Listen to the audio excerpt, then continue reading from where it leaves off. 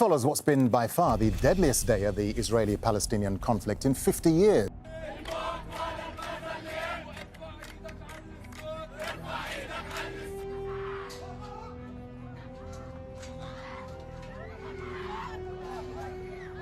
The recent eruption of violence, fueled by disputes over the fate of Palestinian neighborhoods, has transformed this ancient city into a crucible of tensions. As we delve into the heart of the matter, one can't help but wonder, in a city where the sacred and the political converge, what unfolds when history, identity, and territorial claims collide? In recent weeks, the world has witnessed a resurgence of violence in Israel and the neighboring Palestinian territories, thrusting one of the most complex and long-standing conflicts back into the global spotlight. The conflict, marked by rockets, riots, and airstrikes, has resulted in the loss of over 250 Palestinian lives and a dozen Israelis, with thousands more left injured. The violence erupted along a mile-long arc in Jerusalem, characterized by ancient tombs, gates, and shrines that evoke deep emotions among both Jews and Muslims. This flashpoint is located in the eastern sector of Jerusalem, annexed by Israel in 1980. A move widely considered as an occupation by the international community. The sites in question serve as focal points in the ongoing struggle by Palestinians to resist right-wing Jewish attempts to settle in traditionally Arab areas. The roots of the recent turmoil can be traced back to a seemingly minor security measure implemented on April 13th, coinciding with the onset of the Muslim holy month of Ramadan. The focal point of this security measure was Damascus Gate, a historic northern entrance into the old city of Jerusalem. Built in the 16th century by Ottoman Sultan Suleiman the Magnificent, beneath its surface lies a structure dating back to the 2nd century AD, the monumental entrance of Roman Jerusalem, featuring a column topped by a statue of the Roman Emperor Hadrian. While the statue is long gone, the gate, known as the Gate of the Column in Arabic and Shechem Gate among Jews, holds cultural and sentimental value for many Palestinians. The gate, though not a sacred site, has become a symbol for the Palestinian national struggle, according to Nazmi Jubei, an archaeologist and historian at Birzeit University. This is primarily because it serves as the main link between the old city's Muslim quarter and the markets and Arab neighborhoods to the north. In recent decades, the gate has also been favored by strictly Orthodox Jews, or Haredim, as an entrance into the old city. Due to security concerns following knife attacks, Israel increased its security presence in the area, and in 2020, the plaza in front of the gate was renamed in honor of Israeli police officers killed on duty. During Ramadan, the usually lively plaza, a popular hangout for young Palestinians and families after sunset, was filled with barricades, preventing celebrants from gathering. The restrictions sparked angry protests among Palestinians, leading to fierce clashes with the police in nearby streets. Video footage of Palestinian youths attacking Haredim further fueled tensions and escalated the situation. On April 22nd, the violence reached a peak when more than 100 Palestinians were injured in brawls with Israeli police. The clashes intensified as a mob of Jewish extremists attempted to reach the gate, chanting "Death to Arabs." The scene was described by an Israeli reporter as an amphitheater of violence. Simultaneously, the Palestinian Party, Hamas, governing the Gaza Strip, began firing rockets into Israel, citing Israeli provocations in Jerusalem as the reason. The situation began to show signs of de-escalation on April 25th, when Israeli police removed the barricades around Damascus Gate, leading to a reduction in protests. However, by that time, tension had already spilled over into Sheikh Jarrah, a predominantly Arab neighborhood located just north of Damascus Gate. Sheikh Jarrah became another focal point of the conflict, adding complexity to an already volatile situation. In Sheikh Jarrah, the dispute centered around the eviction of Palestinian families from their homes by Israeli authorities, leading to protests and clashes. The situation in Sheikh Jarrah added another layer of complexity to the overarching conflict, further fueling animosities on both sides. The ongoing struggles in this neighborhood intensified the broader conflict and contributed to the challenges of achieving a lasting ceasefire. The recent violence in Israel and the Palestinian territories is rooted in long-standing disputes over access to crucial areas in Jerusalem. The events at Damascus Gate, marked by clashes and restrictions during Ramadan, acted as a catalyst for the escalation of tensions, triggering broader conflicts and rocket attacks. While the removal of barricades brought temporary relief, the underlying issues persist, fueling the deep-seated and challenging conflict in the region. The situation in Sheikh Jarrah underscores the multifaceted nature of the conflict, with historical, cultural, and political dimensions intertwining to create a complex and volatile environment. Efforts towards a lasting resolution remain a formidable challenge, requiring a nuanced and comprehensive approach to address the root causes of the conflict and foster genuine dialogue and understanding between the parties involved. In the recent weeks, a heated conflict has erupted in Sheikh Jarrah, a neighborhood with rich historical significance in Jerusalem. This area, once the resting place of Saladin's doctor, the physician of the Sultan, who expelled the Christian Crusaders from Jerusalem in 1187, has become a focal point of tension. The doctor's tomb evolved into a shrine attracting Sufis from various corners of the Muslim world, giving rise to a small Arab village around the sacred site.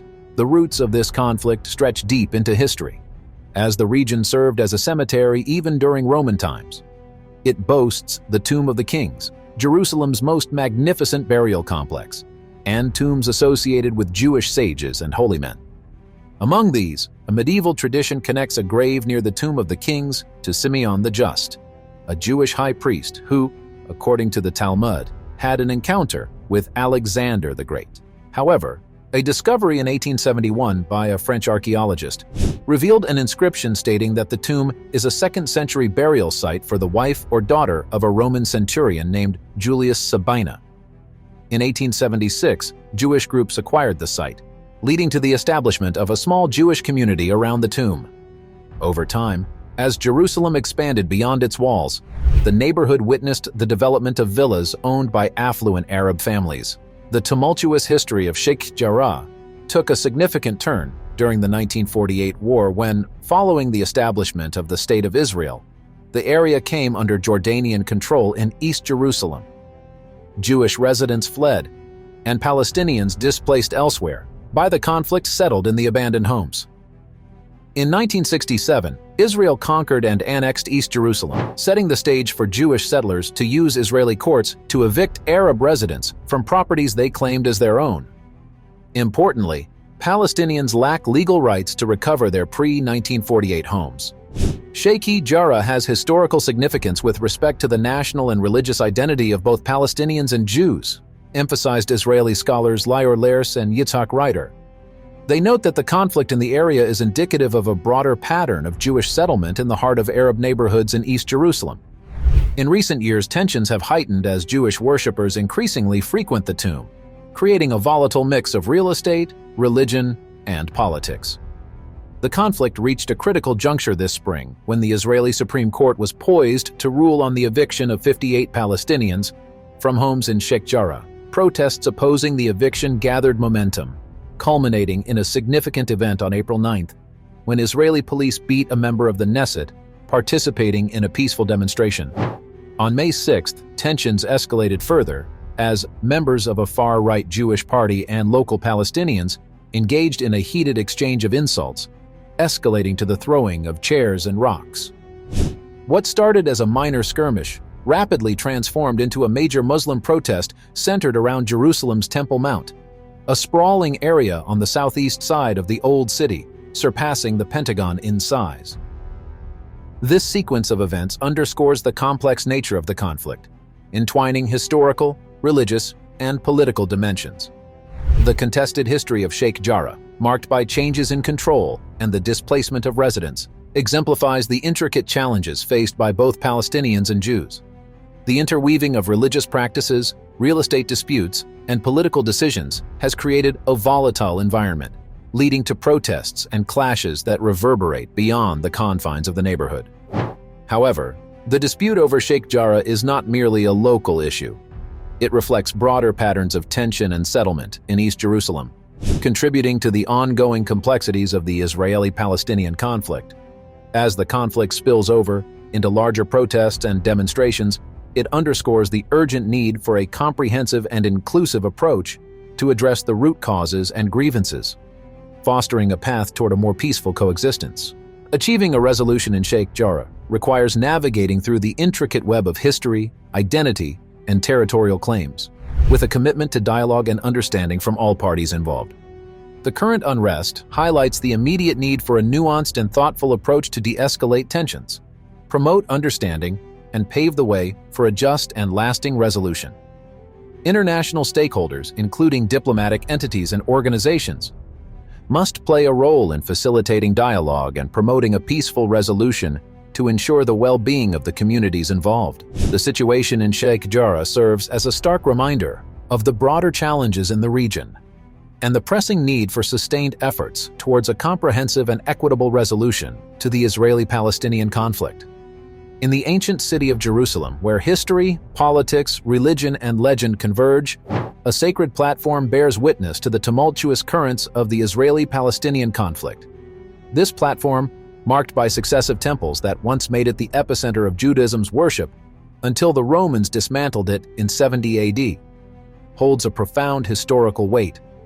With the advent of Islam in the 7th century, this same platform saw the rise of the Dome of the Rock and Al-Aqsa Mosque, symbolic structures commemorating the belief that the Prophet Muhammad ascended to heaven from this very place. Nestled in a park-like ambiance adorned with courtyards, gardens, and panoramic views, these structures rank among the world's oldest and most revered Islamic landmarks. For Muslims, this hallowed ground is known as the Noble Sanctuary, or Al-Aqsa, standing as the third holiest site in Islam after Mecca and Medina.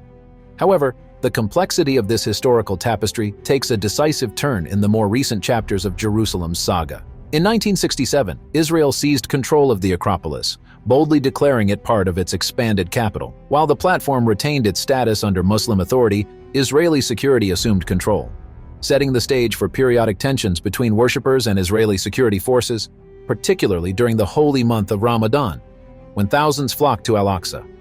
The recent spate of clashes in Jerusalem, sparked by protests at Damascus Gate and the contentious Sheikh Jarrah neighborhood, underscore the potent mix of historical grievances, religious fervor, and political tensions that continue to define the region. The atmosphere on the Acropolis became charged as thousands of Palestinian worshippers gathered to pray and protest against evictions. Israeli soldiers, a visible presence, heightened the tension, leading to a violent clash on May 7th. Over 200 Palestinians were injured, and 17 police officers faced injuries from a barrage of projectiles, including rubber-coated steel bullets and stun grenades. As the calendar marked the 54th anniversary of Israel's takeover of East Jerusalem on May 10th, the situation reached a critical juncture. Traditionally, Israeli nationalists would march through the old city streets, proudly waving Israeli flags. However, this year, the march was cancelled due to the pending decision by the Israeli Supreme Court on the Sheikh Jarrah eviction case. Yet the die was cast. Violence had already spiraled out of control. The cancellation of the march did not stem the tide of unrest. Rocket attacks launched by Hamas triggered Israeli airstrikes on Gaza, igniting a broader conflict. Riots spread beyond Jerusalem, reaching mixed Arab-Jewish cities in Israel and the Israeli-occupied West Bank, home to the Palestinian Authority and numerous settlements deemed illegal under international law. The repercussions of the unrest were felt keenly on May 18th, a day designated by Palestinian leaders for protests and strikes. In the West Bank, Israeli forces killed a Palestinian man and injured more than 70, with 2 Israeli soldiers sustaining injuries. Sheikh Jarrah witnessed the deployment of water cannons against Arab protesters, while Damascus Gate once again became a battleground between Arab demonstrators and Israeli security forces. The events in Jerusalem reverberate far beyond its ancient walls, resonating with the broader challenges in the region.